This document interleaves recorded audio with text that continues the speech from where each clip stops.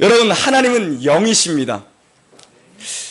그분이 우리 눈에 보이지 않는다고 해서 그분이 일하고 계시지 않는 것이 아니죠. 우리가 믿는 하나님은 졸지도 않으시고 그분은 주무시지도 않으십니다. 우리 인생의 사건들을 다 준비하고 계시고 다 계획하고 다 다스려 나가고 계십니다. 이것은 거시적 관점으로는 하나님 나라를 위한 준비일 것이고, 또 이것은 하나님의 자녀들이 바로 우리를 위한 준비죠. 그분은 역사의 주관자이시며 동시에 그분은 내 인생의 주관자가 되시죠. 우리는 지난 주일 이 바울의 이 전도 사역의 닫힌 문을 보았습니다. 주의 일을 하는데도 닫힌 문이 있을 수 있다라는 거죠. 우리는 분별할 줄 알아야 할 것입니다. 예수의 영이, 성령이 바울의 길을 막았습니다. 그리고 열린 문을 보여주시고 열린 문으로 그를 인도해 나가십니다. 그를 밀어붙인 거죠. 여러분, 오히려 문이 닫혔을 때 내게 복일 수가 있습니다. 주님이 닫힌 문으로도 우리를 인도하실 때가 있죠. 문을 닫아 놓으심으로써 우리의 걸음을 막으시는 경우도 있죠. 우리 꼭 열려야만 한다고 생각하지만 닫음으로써 우리의 인생을 끌어나가실 때가 있다는 겁니다. 오늘 우리는 열린 문을 만나게 됩니다. 바울은 유대인만 생각하며 살았던 사람이에요. 그가 예수를 만나고 이방인을 품게 되었습니다. 그가 1차 전도 여행에서 그는 아시아를 품었습니다. 성령께서 이제 아시아로 가는 발목을 막으시고 그의 행로를 유럽으로 틀어버리셨습니다. 이제 그에게 유럽을 품게 하시는 거예요. 여러분, 인생의 닫힌 문, 그것 때문에 좀 답답하시고 참 막막하고 좌절 중에 계신 분이 있습니까? 여러분, 오늘 하나님이 내시는 열린 문을 볼 수 있기를 주님의 이름으로 축원합니다. 바울은 아시아로 가고 싶었는데 성령은 바울을 들어와 바다 앞에 세우십니다. 그리고 그 바다를 건너가게 하십니다. 여러분, 하나님이 바울을 유럽 땅을 밟게 하시는 거죠. 자기 앞에 문이 닫혔다고 혹은 거절당했다고 너무 상처받거나 좌절하지 마십시오. 내 앞에 문을 닫으신 분은 얼마든지 새로운 길을 여실 수 있는 분이고 선한 문을 열어놓으신 분이라는 그 믿음이 우리에게 요구되고 있는 것입니다. 바울을 바다가 보이는 드로아로 밀어붙이는 것은 그를 바다에 빠져 죽으라고 하는 건 아니죠. 하나님이 문을 막으시는 게 너 죽어봐라 하는 게 아니죠. 이집트 군대에 쫓기는 이스라엘을 홍해바다 앞에 세우신 그분에게는 플랜이 있었고 그분에게는 방법이 있었고 그분에게는 계획이 있었습니다. 무엇입니까? 바다를 건너가게 하셨습니다. 바닷길을 만들어내셨어요. 드로아에서 사도 바울이 배를 탑니다. 건너와서 우리를 도와달라 손짓하는 그 마게도냐 사람의 환상을 보고 그는 즉각적으로 순종해서 배를 타고 넘어갑니다. 이틀 만에 당도했습니다. 이틀 만에 갈 수 없는 거리입니다. 즉각적으로 순종하는 사람들, 하나님의 말씀을 따라 살고자 하는 사람들, 하나님의 바람을, 하나님의 순풍을, 하나님의 성령의 바람을 불어주시는 거죠. 하나님이 순풍을 주셔서 이틀 만에 도착하도록 바울을 유럽 땅에 도착하도록 하나님이 인도해 나가셨습니다. 저는 정말 순종하는 저와 여러분을 통해서 하나님 마음을 시원케 해드리는 이 교회를 통해서 하나님의 바람, 하나님의 순풍, 성령의 바람, 축복의 바람이 우리 인생에 활짝 불어오기를 주님의 이름으로 간절히 축원합니다. 11절부터 13절 함께 봉독합니다. 시작. 우리가 드로아에서 배로 떠나 이튿날 네아폴리로 가고 거기서 빌립보에 이르니 이는 마게도냐 지방의 첫 성이요 또 로마의 식민지라. 성에서 수일을 유하다가 안식일에 우리가 기도할 곳이 있을까 하여 문 밖 강가에 나가 거기 앉아서 모인 여자들에게 말하는데. 아멘. 마게도냐 지방의 첫 성입니다. 가장 중요한 성이며 또 첫 번째 성입니다. 로마의 다스림을 받고 있는 땅입니다. 로마가 통치하는 전략적인 허브 도시였습니다. 성령이 이곳으로 바울 일행을 밀어붙이셨는데 문제는 마중 나온 사람도 없고 초대한 사람도 없고 막막하죠. 거기다 지금 수일을 머물 수밖에 없었던 이유가 뭐냐 하면 그곳에 회당이 없었습니다. 회당이. 바울의 전도 전략은 항상 회당을 중심으로 전도의 이 출발점을 삼았습니다. 기점을 삼았습니다. 그런데 여기는 회당도 없습니다. 민얀이라고 하는 것. 유대인 남자 10명만 모이면 세울 수 있었는데 그 말은 뭡니까? 유대인들이 거의 없었다라는 거예요. 10명도, 남자가 10명도 안 될 정도로 유대인이 없었다라는 것입니다. 이 땅에. 그래서 수일을 머물며 기도했겠죠. 고민했겠죠. 갈등했겠죠. 이거 이리로 보내놓고 쉬고 이렇게 아무것도 준비가 안 돼 있나. 바울은 기도할 거처를 찾기로 합니다. 기도의 장소를 찾기로 합니다. 그래, 회당이 없더라도 기도를 해야 될 것 아닌가? 여러분, 전도의 출발은 기도입니다. 그것은 기획도 아니고, 그것은 어떤 행사도 아니고, 그건 어떤 준비도 아닙니다. 전도, 그 출발은 기도입니다. 바울이 지금 기도처를 찾기로 하고 강가로 나갑니다. 그때 유대인들의 어떤 간습은, 그들의 전통은 회당이 없으면 한적한 강가에서 기도하는 관습을 가지고 있었습니다. 바울이 회당이 없으니 혹여나 한번 강가로 나가보자. 강가로 옮긴 거죠.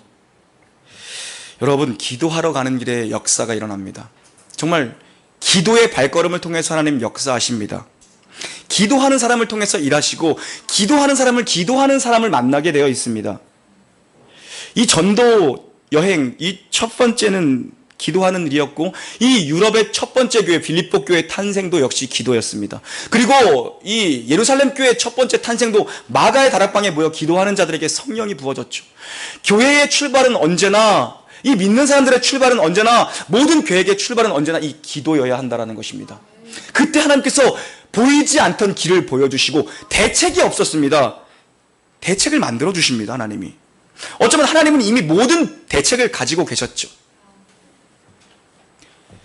기도하러 가다 사람을 만나고 그 기도하고 있던 사람들, 여자들이 모여 있었습니다. 예나 지금이나 여자들은 모여 있는 걸 좋아하는 것 같습니다. 중요한 건 수다 떤 게 아니라 기도하고 있던 여자들, 기도하러 나온 여자들을 바울이 만났다는 것입니다. 여러분, 한 무리의 여자들이 있었는데 그 여인 가운데 바로 우리에게 너무 잘 알려진 루디아라는 여인을 만납니다. 이 장소가 어디입니까? 빌립보예요. 루디아는 두아디라 성 출신입니다.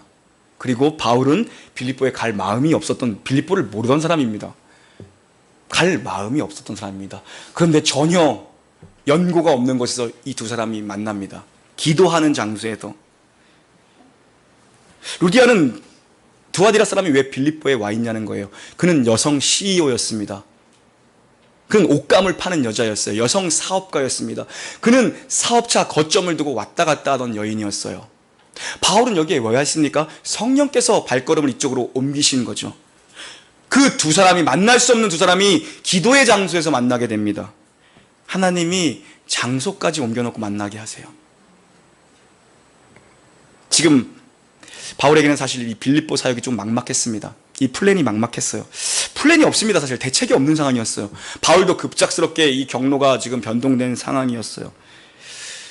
그러다 이 기도할 것을 찾으러 강가에 갔다가 거기서 하나님이 준비시켜 놓으시고 하나님이 예비하신 한 여인을 만나게 돼요. 여러분, 정말 대책이 생기는 게 기도인 줄 믿으시기 바랍니다. 대책 없을 때 대책 없이 기도하는 저와 여러분 되기를 주님의 이름으로 축원합니다. 하나님의 플랜이 보이는 거죠. 길이 막히고 새 길이 열렸는데 왜 여기까지 온 것인지 하나하나 껍질이 벗겨지는 거죠. 바울이 하나하나 보게 됩니다. 루디아도 하나하나 보게 됐을 겁니다. 여러분, 기도로 시작해서 만남이 이어지고 이 만남 가운데 하나님이 마음의 문을 열어버리시고 그리고 그 열린 마음을 가지고 하나님 축복을 거기다 쏟아 부어 주시는 것을 우리는 이 빌립보 교회에 세워지는 이야기를 통해서 보게 됩니다. 여러분, 무엇을 배웁니까? 이 빌립보 교회의 이 탄생 이야기를 통해서 우리는 또 무엇을 배웁니까? 준비도 필요하고 기획도 필요하고 노력도 필요합니다. 열심도 필요합니다. 그러나 진정한 출발은 기도로부터 출발한다는 레슨을 우리는 배울 수 있어야 합니다. 때로는 대책이 없고 막막할 때가 있죠. 정말 머리 굴려도 대책이 없을 때가 있죠. 핸드폰 전화기를 몇 번 둘러봐도 대책이 없을 때가 있습니다. 그러나 그때 때가 되면 기도하러 나오고 대책이 없어도 기도하러 나오고 기도할 때 되면 또 예배 드릴 때 되면 예배 드리러 나오고 그때 하나님께서 대책을 보여주시는 거죠. 여러분, 우리의 현실이 사실 대부분 그렇죠. 믿는다고 하지만 걱정하고, 저도 마찬가지고 근심하고 불안해하고 두려워하고 또 염려할 때가 얼마나 많습니까? 여러분, 그때 대책이 없을 때 기도하라는 하나님의 사인으로 받으시길 바랍니다. 반드시 하나님이 열어주시는 문이 있어요. 이 기도의 자리에서 지금 루디아라는 이 귀중한 여인을 만나요. 기도하러 모인 사람들 다 여자였어요. 그래서 이 유럽의 첫 번째 교회 빌립보 교회는요, 여초 현상이 강했어요. 여자들 파워가, 우먼 파워가 막강 파워였어요. 준비된 사람, 그 루디아라는 여인이 있었기 때문에 이 교회가 시작됩니다. 하나님은 준비된 사람들을 통해서 준비된 사람들을 동역자로 보내주시면서 교회를 일으키세요. 하나님의 일은 반드시 그렇게 일어납니다. 다 준비됐는데 사람이 없으면 일을 어떻게 합니까, 여러분? 여러분, 그래서 우리는 때를 얻든지 얻지 못하든지 참 하나님 앞에 대책 없이 기도하는 그런 야성이 사실 필요하죠. 만나면 되는 것인가? 그럼 루디아를 만났습니다. 만나면 끝인가? 아니요. 더 중요한 영적 원리가 여기에 있습니다. 14절 함께 봉독합니다. 14절 시작.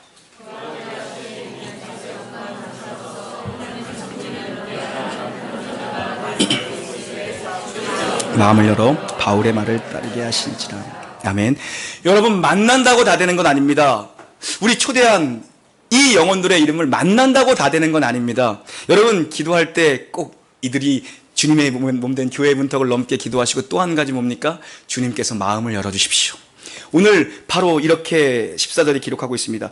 주께서 그 마음을 열어 바울의 말을 따르게 하신지라. 만난다고 다 되는 건 아니죠. 만나서 대화해도 정말 벽이랑 얘기하는 것 같은 사람이 있어요. 하나님이 마음을 열어주셔야 합니다. 하나님이 그 마음을 녹여주셔야 되고, 하나님이 그 마음을 무너뜨려 주셔야 됩니다. 저는 여기에 이름 있는 분들 한번 얼굴을 대면해 보고 싶습니다. 그러나 그 만남이 끝이 아니라 정말 그 영혼들 중에 하나님이 예비하신 영혼, 그 영혼들의 마음이 열리는 것, 마음이 녹아져 내리는 것, 우리가 그 일을 위해서 남은 시간 좀 기도했으면 좋겠습니다. 마음이 열어주시도록. 여러분, 정말 사람의 마음은 여리고성 같습니다. 여리고성 같아. 벽이 느껴져요. 거대한 성벽이에요. 여리고성이 어떻게 무너집니까? 무너질 수 없는 벽입니다.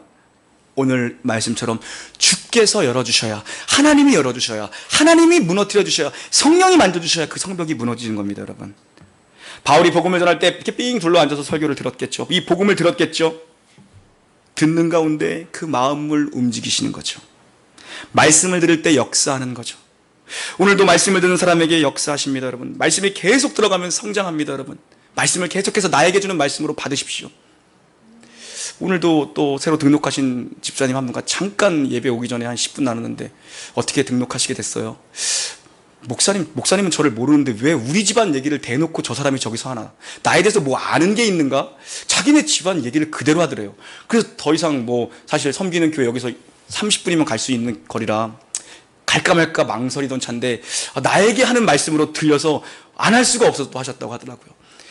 동일한 말씀이 선포되지만 성령께서 깨닫게 하시는 것은 성령의 일입니다. 주께서 이들의 마음을 여셨다라고 성경은 기록하고 있어요.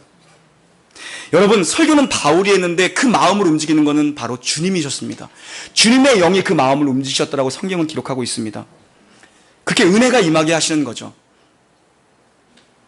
루디아가 이 바울의 말을 따랐다라는 것은 즉각적으로 순종했다. 저는 이러한 정말 역사가 우리 9월 9일에 초대되어 정말 어렵게 이 교회 문턱을 넘어오는 들의 10년 가운데 주께서 마음을 여시는 역사가 이루어지기를 주님의 이름으로 간절히 축원합니다. 여러분, 이 일에서 같이 힘껏 기도해 주시기 바랍니다. 15절 봉독합니다. 15절 시작.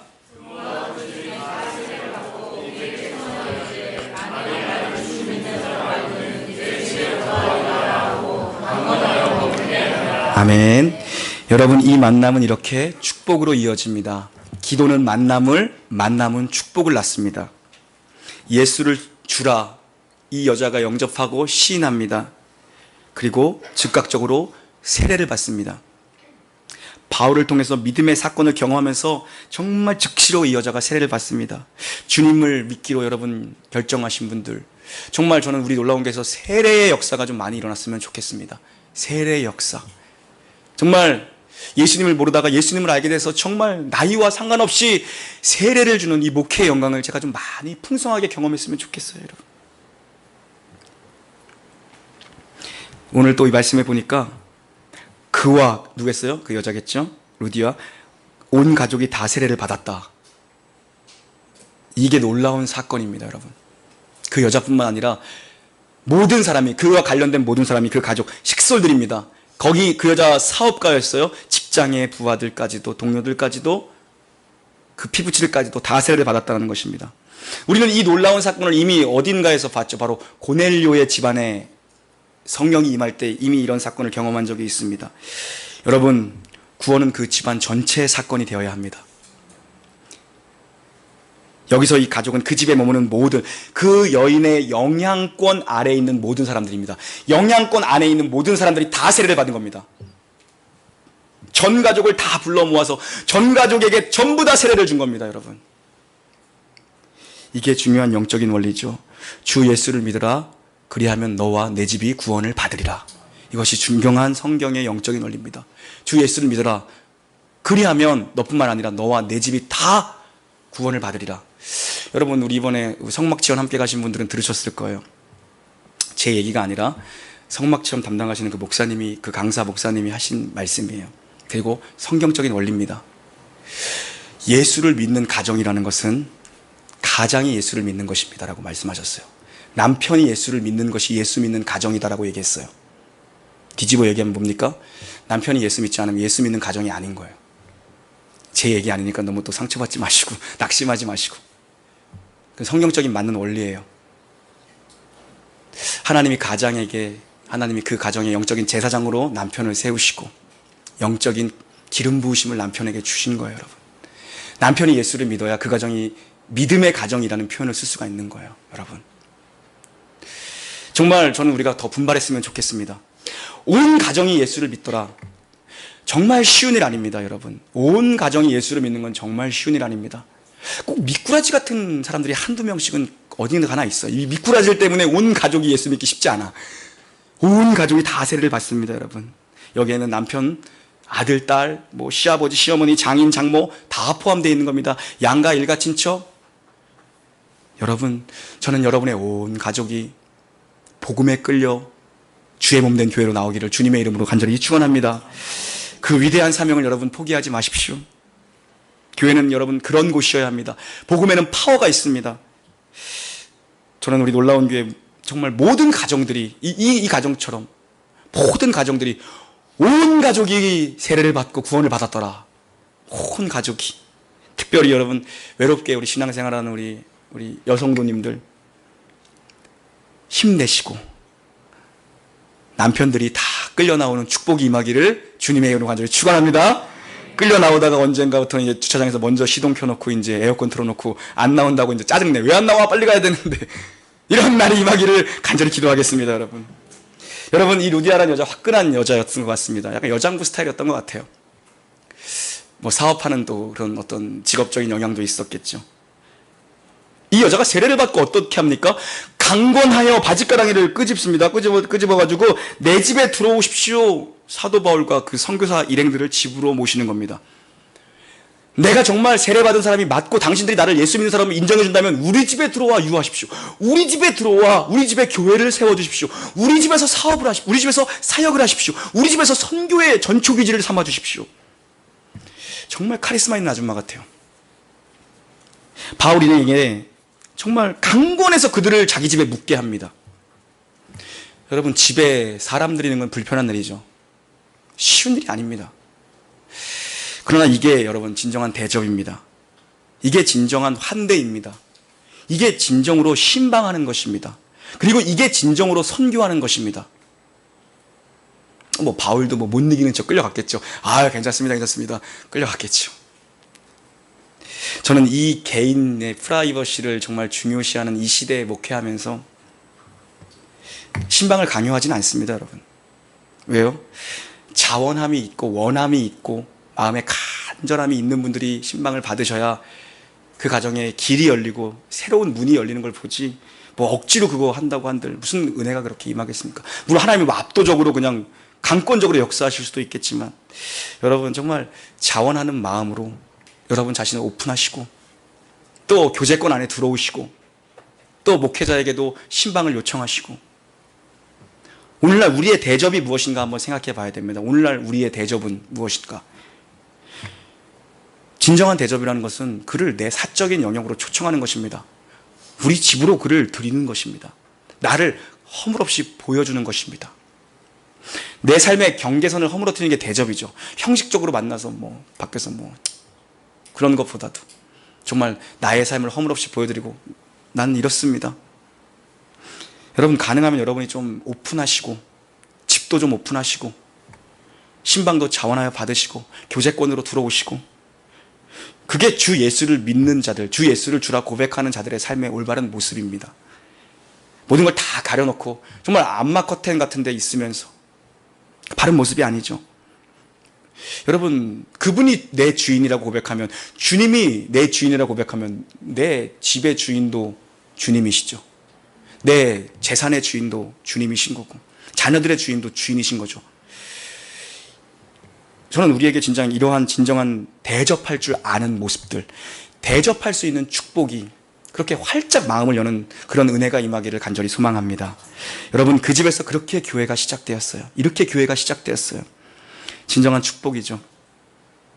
거기 비즈니스 하는 사람들이 사업자 들락거리던 곳입니다. 그 집이요. 근데 이제 영적인 사람들이 그 집에 들락거립니다. 주의 종들이 그 집에 선교사님들이 그 집에 들락거려요. 복음 사명자들이 생명 걸고 주를 위해 사는 사람들이 그 집에 들락거려요. 거기 그냥 옷장사 하던 집이고 거기 그냥 사업장입니다. 저는 여러분의 사업장이 정말 이렇게 루디아처럼 좀 쓰임받기를 바랍니다. 선교사님들이 머물 수 있는 그런 사업을 하시고 선교사역을 위해서 마음을 쏟을 수 있는 그런 사업.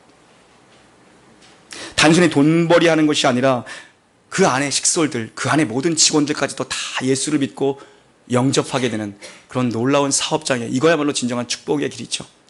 그런 사업장. 그곳에 정말 사업차 비즈니스 때문에 들락들락 하다가 복음을 만나게 되는 역사. 바로 그거죠. 이게 폭발적으로 부흥한 빌립보 교회의 출발이었습니다, 여러분. 이게 유럽의 첫 번째 교회가 세워진 스토리예요. 이 교회가 어떤 교회가 됩니까? 사도 바울이 그토록 사랑하는 교회. 사도 바울의 면류관이라고까지 얘기하는 그 교회. 사도 바울의 기쁨이 되는 그 교회. 사도 바울의 사역에 가장 헌신적으로 동역한 그 교회. 이것이 바로 이 빌립보 교회의 시작이었어요. 사실 바울은 그쪽으로 갈 마음이 없었는데 하나님이 성령께서 틀어버리더니 거기에 준비한 사람들을 모아두시고 바울과 만나서 영적인 스파크를 나게 하시더니 거기에 부흥을 갖다 쏟아 부어주신 거죠. 바울의 계획은 소아시아에 있었습니다. 그러나 그 문을 닫으셨습니다. 그리고 유럽의 문을 열어놓으시고 활짝 열어놓으시고 거기서 예비된 사람들을 붙여주셨습니다. 그리고 루디아라는 여인을 만나서 교회를 세우셨어요. 하나님께서 만남을 주선하시고 마음을 열어주셔서 하나님의 놀라운 축복, 구원의 축복을 그 가운데 열어주셨습니다. 닫힌 문 앞에 좌절할 것이 아니라 정말 하나님이 열어주시는 그 뒤에 새로운 넓은 문, 하나님이 열은 축복의 문, 여러분 그 문이 있는 것을 반드시 믿으시기를 바랍니다. 원한다고 다 되지 않아요. 원한다고 다 되지 않습니다. 우리가 가려는 모든 길이 열려있지 않습니다. 그러나 기도하면서 기다리다 보면 원하지 않고 정말 우리가 질질 끌려가는 것 같은데 가다 보면 여러분 인생이 하나하나씩 정리가 되죠. 하나님이 끊을 것 끊게 하시고 하나님이 정리할 것 정리하게 하십니다. 내가 이 길로 갔을 때, 내가 막힌 길을 고집할 때 너무 많이 내 몸에 거추장스럽게 가지고 있던 것들 하나님이 방향을 트시면서 하나씩 털게 하십니다. 그 진정한 사명이 무엇인지를 보게 하고 진짜 가야 될 땅이 어딘지를 하나님이 보게 하시죠. 바울도 이 루디아를 만나서 느꼈을 것입니다.